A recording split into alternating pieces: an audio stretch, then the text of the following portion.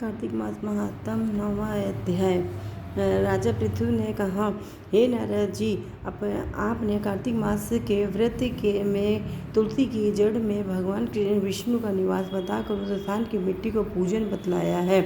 अब मैं श्री तुलसी जी के महात्म्य को सुनना चाहता हूँ। तुलसी कहाँ और कैसे उत्पन्न हुई है बताने की कृपा करें।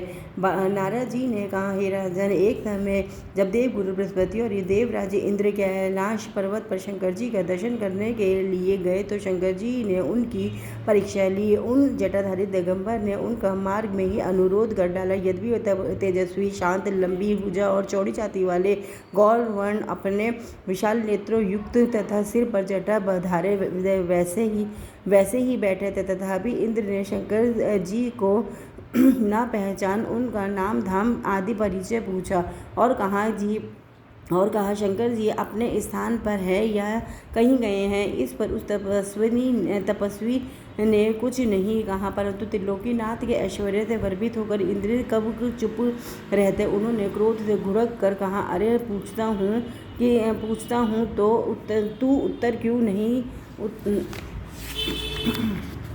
देता? मैं अभी तुझे इस वज्र से मारता हूँ, फिर देखता हूँ तुझ दुर्मति की रक्षा कौन करता है। फिर ज्यों ही दिगंबर को मारने के लिए हाथ में वज्र लिया, त्यों ही भगवान शंकर ने वज्र सहित उसका हाथ स्तंभित कर दिया और विकराल नेत्र कर ज्यों ही उसे देखा तो ऐसा विदित हुआ मानो वह दिगंबर प्रज्वलित हो उठा है और तेज से जला देगा। भुजाएं स्तंभित होने से इंद्र के क्रोध और दुख का अंत न रहा, परंतु ज्यों ही बृहस्पति जी ने उसको प्रज्वलित देख त्यों ही अपनी बुद्धि से उनको भगवान शंकर जानकर प्रणाम किया, इंद्र को भी उनके चरणों में गिराया। फिर बृहस्पति जी बोले, हे दीनानाथ, अपना क्रोध रोक कर इंद्र का अपराध क्षमा कीजिए। बृहस्पति जी के वचन सुनकर महेश्वर गंभीर वाणी में बोले, मैं अपने नेत्रों से निकले क्रोध को कैसे रोकूं? तब बृहस्पति बोले, हे भगवान, भक्तों पर तो दया करनी ही चाहिए, अतः अपना भक्त वत्सल नाम सार्थक कीजिए और इस तेज को शांत कर इंद्र का उद्धार कीजिए।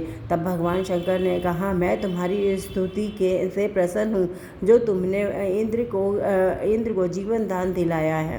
अब मैं तुम्हें अपने वरदान द्वारा जीव नाम से विख्यात करता हूँ। मेरे नेत्रों की अग्नि अब इंद्र को पीड़ित नहीं करेगी। ऐसा कह शंकर जी अपने माथे से निकले हुए तेज को लेकर क्षीर सागर में डाल दिया। फिर लीलाधारी भगवान अंतर्ध्यान हो गए। इंद्र और बृहस्पति दोनों भय से मुक्त होकर परम सुखी हुए। इस प्रकार जिनको जानने की इच्छा थी उन्हें जानकर इंद्र और बृहस्पति अपने स्थान को चले गए।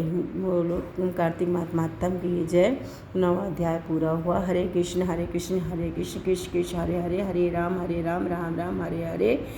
श्रीमन नारायण नारायण नारायण, लक्ष्मी नारायण नारायण नारायण नारायण, हर हर महादेव। श्री शिवाय नमस्तुभ्यं, श्री शिवाय नमस्तुभ्यं, श्री शिवाय नमस्तुभ्यं, हर हर महादेव।